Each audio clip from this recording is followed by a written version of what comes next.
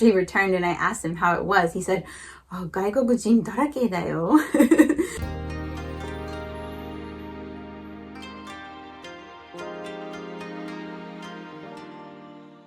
Hi guys, it's Chako-chan and welcome back to my channel. Now, if you're new around here, I'd like to say firstly, welcome. My name is Chako-chan. I'm an American mom of 3 boys living in Nara, Japan with my Japanese husband Maki, and I make videos about our life here living in Nara, Japan.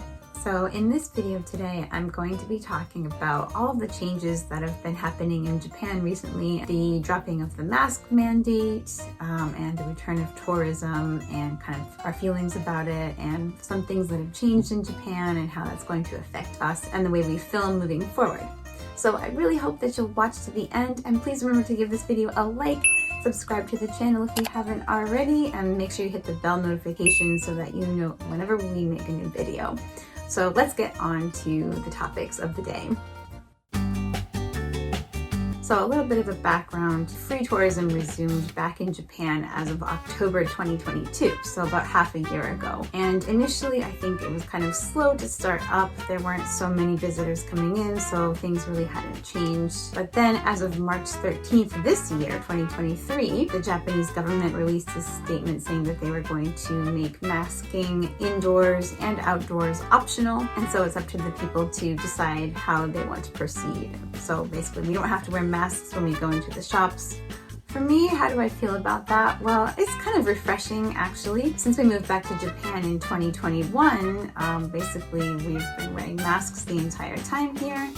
And some of the viewers might know that basically abroad, like in America, for example, or Europe or Canada, Australia, masks haven't really been a thing for about a year now at least. Some places might be different, but basically people have been going back to their normal lives. So I remember whenever speaking to my relatives or friends back home, they were always kind of shocked and surprised that people in Japan were still wearing the masks all the time. And it actually was a little bit of a deterrent for some people that I know for wanting to come and visit Japan. So I think that was kind of part of the reason why tourism was slow to resume. But regardless of that, now it's optional. Some people are still doing it, some people aren't. And of course, I believe in personal choice. So whatever makes any individual feel comfortable, I totally support their decision to wear a mask or not. I think in shops right now, I've seen about maybe 80% people still wearing masks and maybe 20%, 10 to 20% not wearing masks. And virtually all of the shop workers and restaurant workers and stuff wear masks. So it's very refreshing for me and I really enjoy that a lot.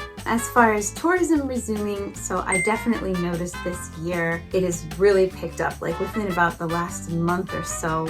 Basically since the time when the cherry blossoms started to bloom, we just noticed a huge influx of tourists everywhere, including in Nara, of course. There have been a ton of foreign visitors from all over the place, and it's actually been so crowded and busy. It's a little bit weird because basically for the past almost 3 years since we've moved back here, there haven't been any foreigners really, except for people that are living here locally. So it's very strange to see like all of these foreigners around all of a sudden, and kind of a shock, but also kind of refreshing too. It's like, oh, life is getting back to normal, like the pace is picking back up. And so of course it makes me very happy for the businesses, restaurants, everything, because I can see that the economy is going to start roaring back up. That being said, Nara Park is super crowded now, and so it's not really so fun to go down there as much as it used to be before, because 2 years ago, even a year ago, there was hardly anybody there except for local people or, people within the country that were visiting. So it was kind of nice and pleasant to see so much open space, and it was definitely a lot cleaner. We got some really beautiful shots of the park and the deer and just like the nature. And now with tourists, it's not quite so easy because there's always going to be someone in your shot. So it's a little bit frustrating sometimes. And with 3 kids in tow, taking them to a crowded area with lots of tourists is a little bit challenging, let's just say. So that definitely has kind of a little bit of a downside to it. But of course I'm happy because I'm happy to see the local economy in Nara Prefecture coming back to life and more shops being open and getting lots of customers. So there's good sides and bad sides to all of this, of course.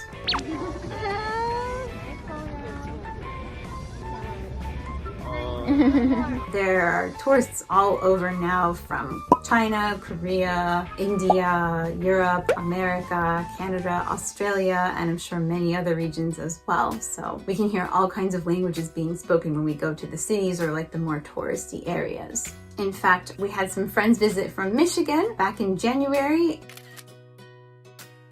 And it was a little bit cold then, but we were having fun showing them around Nara Japan and just catching up with familiar faces from back home. And we've also had friends visit us from South Korea and France as well.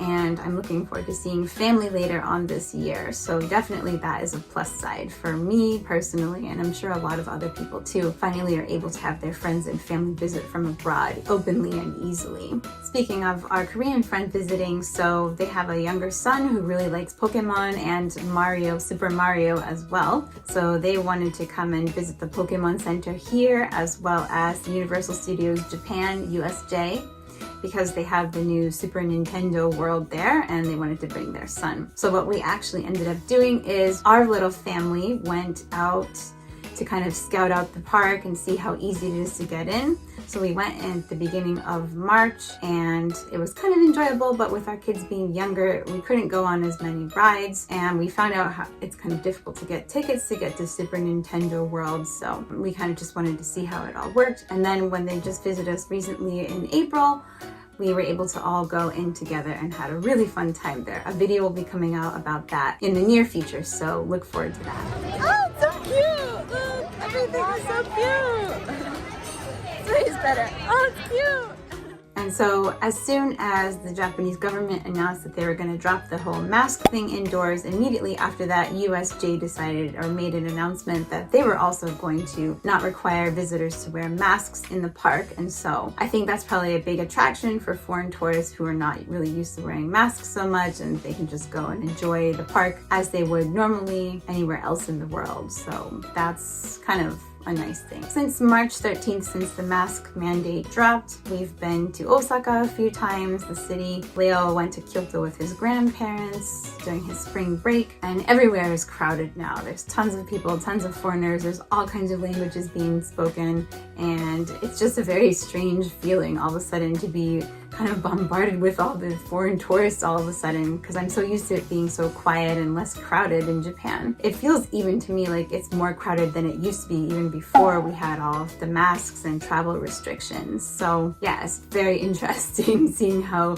suddenly Japan is coming to life again. It's like we were sleeping these past 2 years and now all of a sudden everything is like wow, booming and exploding with life and fun and noises and foods. Yeah, so we're not really so used to this environment, you know, and it's a little bit overwhelming sometimes, but I think it's good for the country, as I mentioned before. And when my son Leo went to Kyoto with his grandparents, after he returned and I asked him how it was, he said, "Oh, 外国人だらけだよ." Basically like there's foreigners everywhere. And yeah, I was like, but you're half foreign too. But I don't think he saw himself that way. So it was just kind of funny. He's like, yeah, there's like all these white people and foreign tourists everywhere. So many different languages. And I said to him, hey, well, you can speak English, so you can go help them out if they're lost or having trouble or can't communicate. It's really definitely a huge advantage of being bilingual and being able to speak more than one language.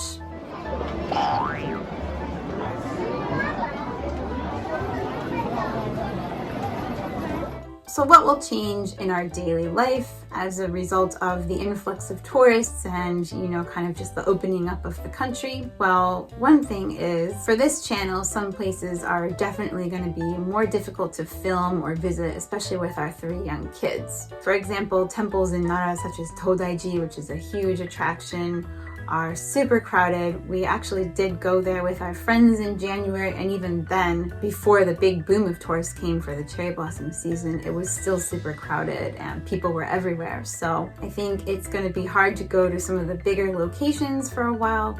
Thankfully, we've hit up a lot of the places that I wanted to go to and got to film them before tourism resumed. But that being said, there are tons of places in Japan that I have yet to visit and yet to film and show you guys, in Nara as well, of course. So we might not be able to go to some of the bigger places, but I think on the positive side, that means that we can go to less known locations and film them and show them to you all. And hopefully there won't be too many tourists to get in the way of a nice shot.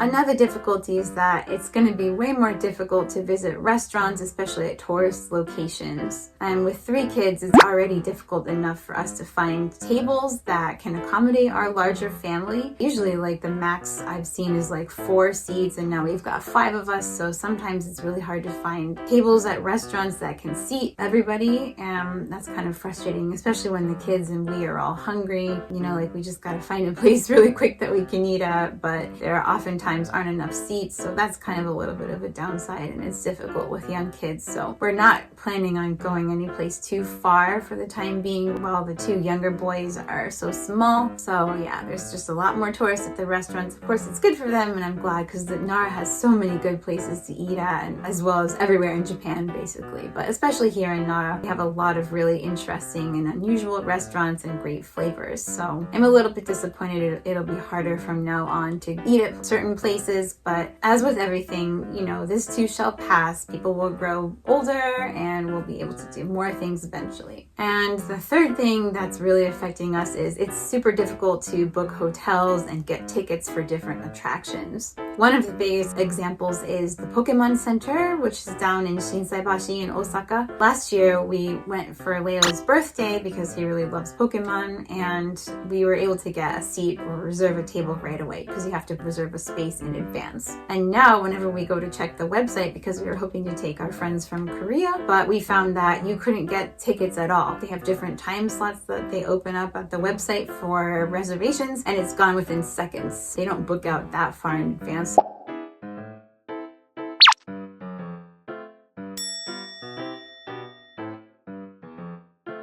So it's really difficult, and there's super high competition to get into these places. And even as a local being right here on location, it's really difficult for us to book the things that we want to do. So we have to really plan way in advance now, especially for travel. Thankfully, Golden Week is coming up in a couple of weeks here, and we already booked our hotels and travel plans way in advance before the tourists started coming back. But now going forward in the future, it's going to be really hard to book hotels and find accommodations, especially for our family size. So that's something I'm a little bit nervous about. And we did really want to go to the Studio Ghibli Park soon because we're not too far away from Aichi Prefecture, but it's difficult to get tickets because they limit the amount of visitors to the park, and of course tourists definitely want to check that place out when they come to Japan. So yeah, I really hope we can go soon, but for the time being it's kind of a challenge to get tickets to go there. Same with the Ghibli Museum up in Tokyo as well, which I really want to take the kids to one day. And another thing is when we went to the Pokemon Center, I just noticed how crowded it was all of a sudden. We went there twice so far this year. First time we went in January, it was pretty crowded, but then we went back in, I think it was maybe March.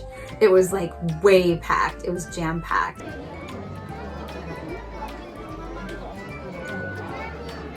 So it's kind of hard to go to all these places that we've been enjoying. I kind of feel like it's been a luxury, honestly. We've kind of been spoiled these past couple of years. Definitely, I would say if you're planning to visit Japan, or if you're even living in Japan and you want to do things, you need to really plan way in advance and make sure you've got all of your bases covered with accommodations and like backup plans in case the restaurants you wanted to go to are full. Yeah, it's just really crazy and insane right now. So. But as far as daily life goes, well, being out here kind of more in the countryside of Nara, we're not super affected every day. I'm just living my life. The kids are going to school, and you know, we're still able to do our grocery shopping like normal. We don't have to deal with any crowds or anything like that there. And the added perk is that we don't have to wear a mask inside anymore. So all in all, I would say all of these new changes to Japan, are kind of going back to the normal way life is around here, are really a positive thing. Obviously, there's going to be some downsides, but with everything in life, that's true, right? So anyway, overall, I'm pretty happy with it. I'm happy to be able to go back to normal life and, you know, at least go outside more with the kids and go and explore more places and just have some more freedom to do things. So if you like this video, as I asked before, I would love it if you gave it a like, and please subscribe to our channel, and we will be back very soon with more videos of our life here in Nara, Japan. So until next time, Jane!